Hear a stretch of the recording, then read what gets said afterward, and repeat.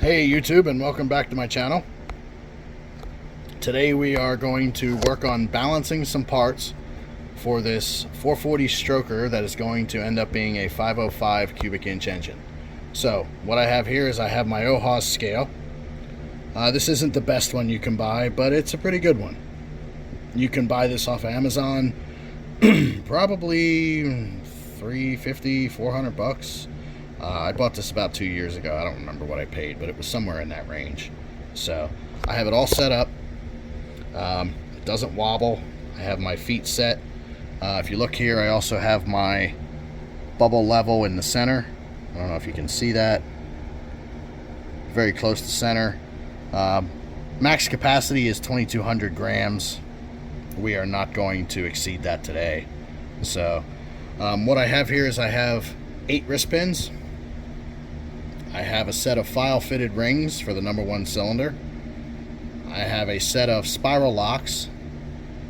There's 4 of those right there. So 2 of them go on each side of the piston to hold the wrist pin in place. And I have a set of rod bearings. So my coated rod bearings came back. We're set to go. And I have 8 diamond pistons. Now you're noticing that I have weights already put on these pistons, and that's because I filmed this video once, I wasn't happy with it, and now I'm refilming it. So sorry about that. But here we go. So we're going to start balancing these parts. A quick way to check your scale. I don't have weights to actually test it. I could buy them. I don't have them. I could actually probably borrow them from work and bring them back, because we do a lot of that kind of stuff. But a quick way, and the poor man's, I guess, way to check it, is to just take a dollar bill and put it on your scale. A dollar bill should weigh 1 gram. Now I have this scale set to tenths of a gram, so it will measure to the 10th. Now when it comes to balancing, in my opinion, that's overkill. You know, we're not building a NASCAR here. We're not building a top fuel racer here. You know, tenths are great. I try and measure to within a half a gram. You know, if I get like, what do we have here? 589.9. I'm not chasing after that tenth. You know, as far as I'm concerned, that's 590. You know, I'm not going crazy. You know, I do try and mix and match my parts a little bit to try and make it right. Like these, for instance, here, let's weigh these locks. So these locks come in at 4.8, 4.9, kind of fluctuates back and forth. I mean, this scale is pretty sensitive. So we got 4.8, 4.9. I would call that 5 grams. You know, there's nothing you can really do as far as adjusting weight on these. Now, there are 32 of them. You could mix and match and make all of the sets of 4 weigh the same. You're going to spend a lot of time doing that. A lot of shops won't do that. You know, in my opinion, it's an effort in futility if you do. You know, it's not really necessary. Balancing is not an exact art. You know, you can't get it absolutely perfect. Carbon is going to build up on the top of your pistons, which is going to throw it off slightly. You know, the engine will still be in balance. But if you're one of those guys who wants everything perfect, hey, by all means, you can chase after it. You know, is it going to help you? Probably not. There's a bunch of tips and tricks and different things out there for different engines that'll probably help you a lot more than doing something like this. So, you know, balance-wise, I've worked with Heinz balancers, I've worked with Sunnen balancers, and as far as I can tell, the majority of them, when you get to within 3 grams of the front and the back of the crank, the machine will tell you good part. Now you can go further, and I have gone further. I've gotten some of my cranks within a tenth of a gram in the front and the back, and I've also taken that crankshaft off and reset it on that machine and found out that it's out within a gram. You know, and again, like I said, with our dollar bill, and how many of you are getting a dollar bill out right now and feeling the weight of it in your hand?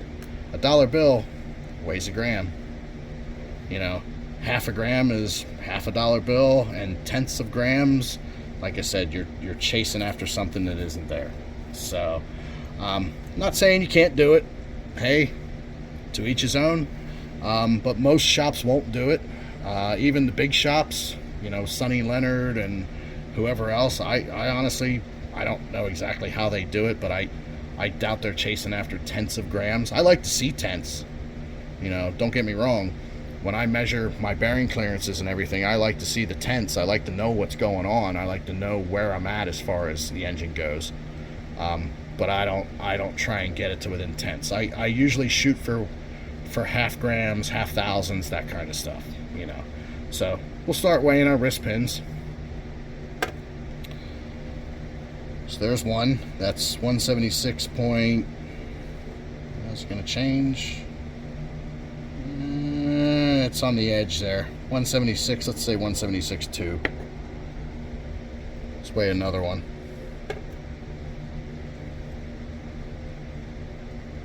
176.2. Now, as far as this goes, within the tenths, since I'm not doing any modifications or anything, I'll try and keep them together. And what I'll do is I'll put my heavier wrist pins with my lighter pistons, and I'll put my lighter wrist pins with my heavier pistons. I think I said that right. So there's 176.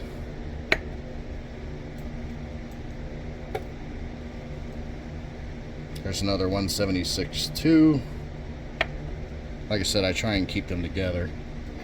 What do we got here? 176.3.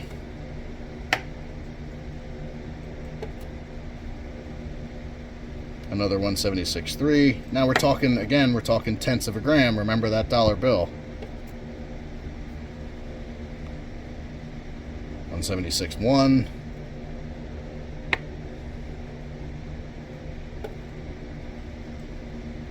And another 176.0. So these wrist pins didn't come matched to the pistons. They came in a box with the piston set. So again, as far as those wrist pins go, I'll keep them separate, and I'll try and get my pistons a little bit closer. I think they are pretty close now. They're within 0.8 of a gram. I can use these wrist pins to probably get them within a half a gram. And then what I'm going to do is I'm probably not going to do any modifications on my pistons either. So, all right, we're going to weigh our rod bearing set. Our rod bearing set is 49.1, 49.2 grams. And we're going to weigh our ring set. Now this is the complete oil ring, second ring, and top ring. And we've got 56.5. I would record that as 56.5. Like I said, I try and go with the halves when I can. I try and round one way or the other. Again, you know, think of the dollar bill. You're not really saving yourself anything when you go that route. You know, if you're chasing tenths of a gram, you know, the machine usually isn't that accurate. You know, at least not the machines that I've worked on. The machines that most machine shops have are not that accurate to within 1/10 of a gram. So, and again, like I said, if you pull the crank off and put it back on the machine, you'll find that it's not going to be the same readings. You know, balancing is not an exact art. You want to get it as close as you can. You know, I agree.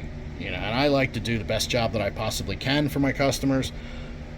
But how many hours are you going to spend chasing after something that, again, really isn't there? You know, your pistons are going to have oil on them, carbon buildup on top. It's never going to be a perfect balance. But, you know, the closer you can get it, the better it'll be. You know, I'm not going to argue that. So let's start checking our pistons.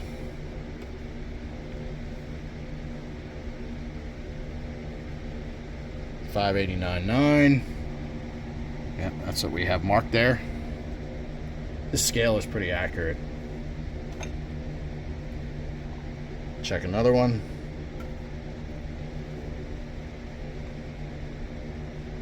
589.6. I have it marked at 589.6, and you can see I'm getting repeatable measurements. So, you know, it's a very good scale. Everything's working out the way it should be.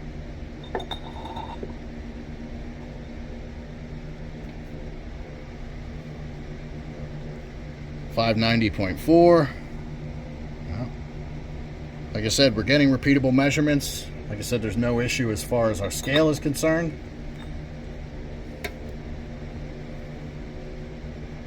589.8. That's what we have it marked as.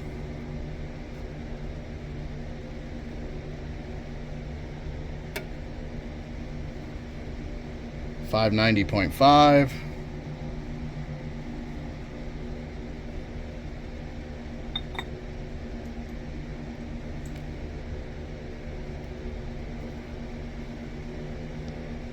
.590.3. Like I said, I'm getting repeatable results here. My handwriting's bad, but that is a 3.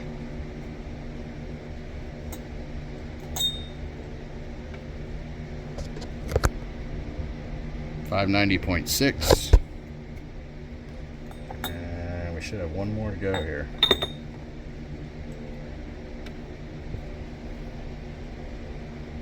.590.4, 590.5. I have it marked at 590.5. So what I'll do is we probably have what a 7/10 or 8/10 of a gram difference here between our pistons, and we have a little bit of a difference between our wrist pins. So what I'll probably do is I'll take my heavier wrist pins, put them with my lighter pistons, and take my lighter wrist pins and put them with my heavier pistons, and I'll kind of close that gap. Hopefully we can get to, say, within 4 or half a gram of each piston. Now, you could go into here with a die grinder and you could take some material out and you could get them exactly perfect. But what you have to remember is when this thing is together and running, there's going to be oil on the bottom of the piston. There's going to be carbon, a little bit of carbon build up on top. I mean, if your tune is good, there shouldn't be a whole lot. But like I said, they're going to build up some carbon on there. And, you know, what you really don't want to do is, you know, you spend this kind of money for a set of pistons, you really don't want to be on them with a die grinder. You don't want to be going crazy trying to get them perfect. You know, so what I'll do is I'll probably distribute my wrist pins among the pistons and keep them together, and my final weights I'll probably add them together and average them out, and that's what I'll use for my bob weight calculation. So, you know, as far as bob weight calculation, we have 2 calculations actually, or 2 measurements that go into our bob weight calculation. We have reciprocating weight and we have rotating weight. Now everything here, pistons, rings, locks, wrist pins, not the rod bearings, but everything here is considered to be reciprocating weight. That is weight that moves up and down when the engine is running. Rotating weight is the rod bearings here, and generally you calculate 4 grams worth of oil between the rod bearings and the crankshaft and what's in the crankshaft. And when it comes to your connecting rods, now I don't have my connecting rods here, we will be balancing those 2 or checking them and seeing how off they are. And if they are off, we will correct those. But the big end of your connecting rod is considered rotating weight. The small end of your connecting rod is considered to be reciprocating weight. And there's a formula that you put into that you put these numbers into, and you come up with a bob weight. Now that bob weight is simulated by weights that are put onto the crankshaft, and then the crankshaft is put onto a balancing machine. And the balancing machine spins the crank, it measures the vibrations, and it determines exactly where the weight needs to be added or removed from to bring that crank into balance. So, and I think I said it earlier, if you're one of those guys that's into those pre-balanced assemblies, those work. I mean, you can buy those, you can put those in the engine, it'll run fine, you could probably get thousands of miles out of the thing. But I've had pre-balanced assemblies before, and I've put them on the balancer, I've measured these parts. I've checked everything, and they're usually within 10 grams, sometimes more, sometimes less, depending on who is doing the balancing, depending on who the company is that you're buying it from. So I try and get my stuff as close as I can, but again, if you're shooting for tenths of grams, it's an effort in futility rather. So that's just me. But this engine isn't going to be a racing engine. It's not. It's probably going to be 80% street. There's no restrictions on it.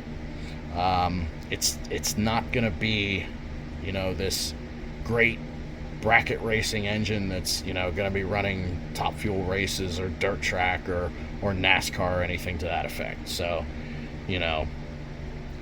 But all right, well, I didn't have enough room here for my connecting rods, but I will be bringing them over here shortly, and we will be checking the rods, and we will probably be doing some work to get them balanced correctly also.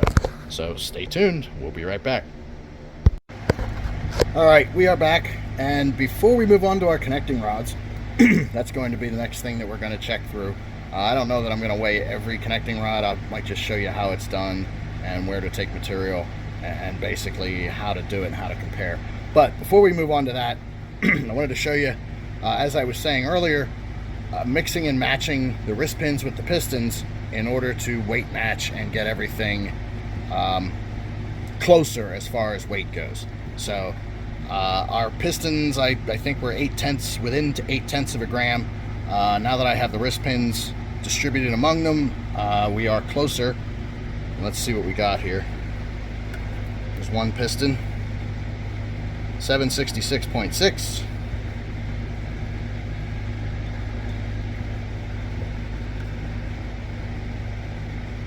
$766.2.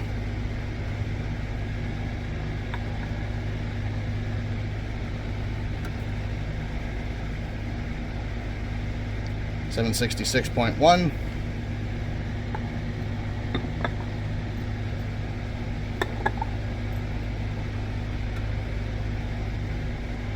$766.5.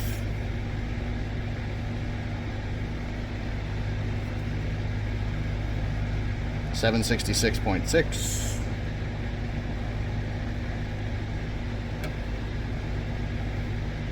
$766.5.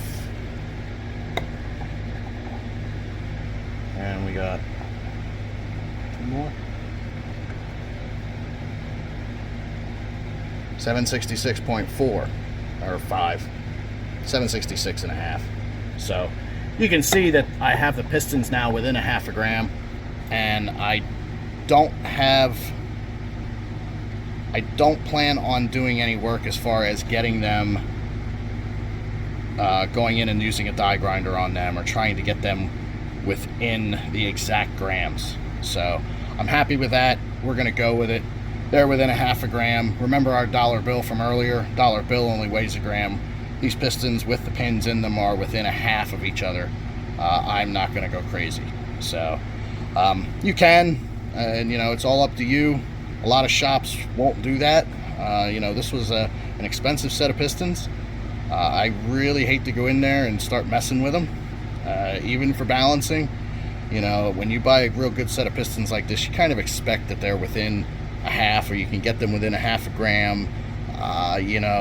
Within a gram, actually, I really don't like to mess with them. Now, you buy a set of stock pistons, cheap Hyper-Eutectics or cheap cast pistons, well, then you got to start doing some balance work on the pistons, because they're off by quite a bit more than a gram. So, but that's what we got. That's how we got our pistons balanced. Our ring set and our locks and our rod bearings we did earlier in the video. And let me get some stuff cleaned up here, and we will move on to our connecting rods. All right, we are ready to work on our connecting rods here. We're going to weigh the big ends, and we're going to weigh the small ends. This is a set of scat connecting rods, H-beam scat connecting rods. These are big block Chevy rods that are going into a big block Chrysler. These are 7.1 length Chevy big block rods, and they have the L19 ARP rod bolts in them. They're a full floating wrist pin. And actually, for the money, it's a very affordable, a very good set of connecting rods. I mean, they're not billet. I'll give you that. You know, billet would be best, but billet's also probably going to rock you, I don't know, $2,000 plus for a set of these. I don't remember what these cost. I know they were under $1,000. So, but nice set of rods. Large rods, heavy rods. For you small block Chevy guys out there, that's a billet Chevy rod right there. It's a 5.850 rod that I had laying around, and just to show you the difference. Yeah, big block. Yeah, that's the way to go, right? So, but so what we're going to do here is we're going to set up our scale. We're going to use our fixture here. Make sure the bottom's clean. Make sure everything's as clean as possible. Doesn't have to be perfect, but as clean as you can get it. So we've got 455 grams for this fixture. What we're going to do is we're going to tar the scale back to 0. So we are not factoring this in. We don't have to do any subtraction or anything like that. We're going to take our first rod, and I start with the big end first. It doesn't matter. You can start with the small end. You can start with the big end. And what you're going to do is you're going to take your connecting rod, and I like to take the location tabs for the bearings and put that in the up position. You could do it the other way, but what you're looking for is to keep consistency. I like to put them up. You don't have to. It probably doesn't make a huge difference, but I always do for consistency. And what we want to do is we want to put our rod over this fixture, our big end of our rod, and our small end is over here. You can see how that's kind of angled a little bit. What we want to do is we want to adjust so that's straight up and down. Get that as close as we can as far as straight up and down is concerned. So get this centered in our connecting rod. Get everything the way we want it. That's pretty straight across. I actually, before I started this video, I used the bubble level and put it across the top of the rod and checked it to see where we were. And I adjusted my balancing fixture here. So, but this is the fixture that we're going to use to check all of our rods. So this one here, the big end of our connecting rod weighs 572.1 grams. And what I do is I take a Sharpie and I write it on the side of the rod here. So now I'm pretty much set up to do the big ends of my connecting rods. What I'm going to do is I'm going to go through and I'm going to weigh all of the big ends of these rods. And what I'm going to do after that is I'm going to find the lightest one, the one that has the least amount of weight to it, and I'm going to make all the others the same. So I'm not going to do that on camera. I will explain where to take material off when we're all finished, but what you do is you weigh all of your big ends just like this. Oh, now we're down to 572, so that 1/10 of a gram is gone. But all right, so 572 grams for the big end of this rod. We're going to put another connecting rod on. We're going to measure that. We're going to mark it because I can't remember which rod was which, so I write it on there in a Sharpie so I know which one is which and how much I need to take off. I generally take material off in an upright sander, an upright belt sander, and big end, I generally take material here and maybe a little bit here if I have to, but these are probably pretty close. I haven't measured them all yet, so and they'll do the same on the other side. Try and keep it even. The amount of material you take here versus the amount of material you take here should be roughly about the same, so that's what you're looking for. But you want to weigh each big end, and then you want to change your fixture over. So take this off, put this on this side.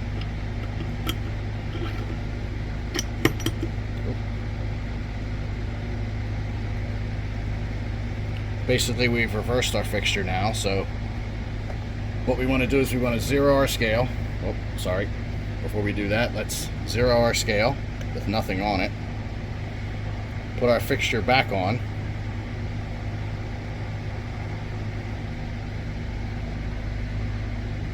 Let it settle.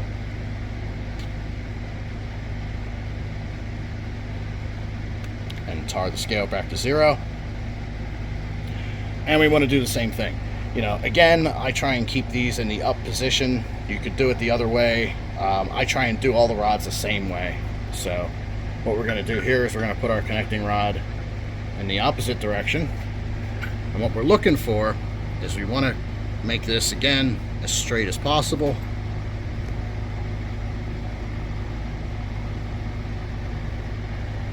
And we want to make sure we're nice and centered on our fixture here. So, all right, now connecting rod looks pretty straight. Could check it with a level.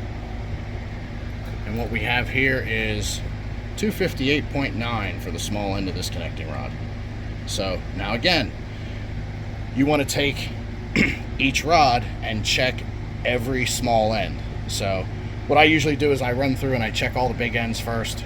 I mark them, and then I run through and I check all the small ends first and I mark them, and I find the lightest small end, I find the lightest big end, and I make all of the small ends weigh the same as the lightest small end. I make all of the big ends weigh the same as the lightest big end, and then you have a balanced set of connecting rods. So it's not very difficult to do. So, but when you're taking material off of the small end, you definitely don't want to take it across the top here. What you want to do is you want to kind of chamfer this edge. And the reason I have this small block rod here is because some of that work's been done on this one. I just wanted to show you. You know, they kind of, if it focuses, they chamfered the edge a little bit. I don't know what they did this with or who did it, to be honest. But they took the material off of the rod, the small end of the rod. They didn't take it off of the top. So they took it off of the edges. And with a good set of connecting rods, you really don't have to take a whole lot. You shouldn't have to take a whole lot. Now, the big end of this rod, they took material here. Now, what they did at this point, right here, they took that probably for cam clearance, since it's only done on one side. But you can see they took a little bit at the parting line there also. Now, these are billet Oliver rods, so they were probably pretty close to begin with. There probably wasn't a whole lot that had to come out to balance these. So, but that's basically how you balance your connecting rods.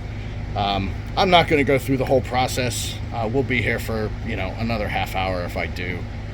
But this is basically how it's done. These are the fixtures that you use. This is the scale. This is how you measure the big end, the small end of your rod, and you just have to make them weigh the same as your lightest big end and your lightest small end. So, all right, now I know you're asking me, you got all these numbers, what do you do with them? Well, here we go. Engine balancing data. Piston weight, 766.5 grams. And you'll see here when we get into this formula why I don't like to deal in tenths. I actually don't really like to deal in halves either, because you end up with quarters when you're finished. So as far as the wrist pin goes, I have the wrist pin entered at NA. If you remember from earlier, I weighed the pistons and the wrist pins together and I kind of matched them, so we're not going to do the wrist pins separate, we're just going to count it in with the piston. Pin locks we have in at 5 grams. Ring set we have at 56.5 grams. Rod small end I didn't put anything in for because I haven't finished them yet for purposes of finishing this video first. So there's nothing in there, and I don't have my total reciprocating weight. My large end of my rods I don't have in. This is my build sheet that I use when I put engines together, and I don't want to put anything in there that isn't correct and that I don't want to have to go back and fix it. So rod bearing, one pair of rod bearings is 49 grams. Oil is 4 grams. And total B, I don't have anything in there either because of the rods not being finished. Balance percent, 50%. Bob weight on a split pin, we're not worried about a split pin. We are worried about common pin. So right there is the formula to come up with our bob weight. Balance percentages for different engines. Generally, most of what I work on is 90-degree V8s, so we use a 50% balance percent. So there's a lot of theory behind that. You can go lower, you can go higher, depending on RPMs and what you're doing with the engine. Most people balance at 50%, so we're going to go with 50%. We're not doing any V6s, even fire, odd fire, none of that stuff. So this is a Chevy build sheet that I use when I put an engine together. Whether it's Ford, whether it's Chrysler, it's a Chevy build sheet, and it's pretty complete. I mean, it has camshaft data, it has rocker arm data, valve train data, part numbers, all kinds of stuff. So works out good. It's about 4 pages long, and I fill it in as I go when I build the engine. But this is just the balance part of it. So I put in the hard numbers that we're sure of for now until I get those rods weight matched and everything. So over here I have everything filled in. So I have pistons at 766.5, nothing for the wrist pins, pin locks 5 grams, ring set 56.5, small end of the rod I put in 259, and we came up with a total reciprocating weight of 1087 grams. So our rotating weight, we have the rod big end at 572, rod bearings at 49 grams, and we have the oil at 4 grams, and we come up with 625. So here's our formula right here. We've got 2 times, so we're going to take 1087 times 0.50. Now, if you're dealing with tenths or you're dealing with halves, now we have 2 halves in this formula, which gives us a whole number, which is going to make it come up easier. If we have just a single half, then we're going to end up with quarters, quarter grams, and things like that. And if we're dealing with tenths, it's just going to be a nightmare to come up with our bob weights. So we're going to take 1087 times 0.50 plus 625. And to come up with our bob weight, we're going to take 1087 times 0.5, 543.5, 543.5 plus 625 equals 1168.5. Multiply that by 2, and we get a bob weight of 2337 grams. So the bob weights that we need to balance our crankshaft with need to weigh 2,337 grams. So let's go over to our crankshaft and we'll talk about how it's done on the balancing machine. Alright, here we are at the crank. This is a brand new Scat crankshaft, 4340 steel, standard weight, a stroker crank to turn a 440 Chrysler, there it is in the background, to turn that 440 Chrysler into a 505. Now, earlier in the video I said about front and back crank, or front and back of the crankshaft. Now, these are the front counterweights, and down here we have the rear counterweights. So what the machine shop is going to do when they balance this is I'm going to give them the bob weight of 2337 and they are going to take the weights. They're going to put this balancer, they're going to put this crank on their balancer. There's a stanchion block that'll support it on this main, and there's a stanchion block that'll support it on the rear main. Now on all of these rod journals, 1, 2, 3, and 4, they're going to put on a bob weight. Now that bob weight, they are going to weigh it and make sure that it weighs 2,337 grams. They're going to put it on the machine with those bob weights attached, and they are going to spin this crankshaft at probably about 500 RPMs, give or take, and the machine is going to measure the vibration and is going to tell them exactly how much weight needs to be added or removed from these counterweights. Now, we are going with an internal balance on this engine, and I'm not experienced enough on these big block Chryslers to tell you whether or not it is going to have metal added to it or metal taken away. But we are definitely going internal, which means we have a zero balance harmonic balancer and we have a zero balance flywheel. They're not going to be a weighted balancer, not going to be a weighted flywheel that's going on this thing. So Once the machine shop spins it up, the machine is going to tell them exactly what they have to do. Now, the machine shop that I take this to, they try not to drill a whole bunch of holes in these counterweights. They try and do it kind of like what's called a smooth balance, so we don't have a bunch of holes in there. But again, it depends on what it ends up needing with its bob weights and everything else. Now, those those big block connecting rods are going to lighten up our rotating assembly, and that in turn is also going to help to lighten up our pistons. So with any luck, we can internally balance this with minimal amounts of heavy metal being put in to the counterweights and minimal amounts of drilling being required to make it work. So, but like I said, internal balance is the way to go. External balance is the cheaper way to go, but internally is just the better choice. You know, spend the extra money, have it internally balanced. That's the way the engine should be done. So, all right, well, that's pretty much it for now. If you like the video, like and subscribe, and stay tuned. This crank is going to go down to the machine shop and get balanced. When I get it back, we're going to start putting the short block together. The next video is probably going to be me washing it with soap and water and some rust inhibitor, and getting it ready for final assembly, and we're going to start putting this thing together. So, all right, like I said, thanks for watching. Like and subscribe. We'll talk to you next time. Bye.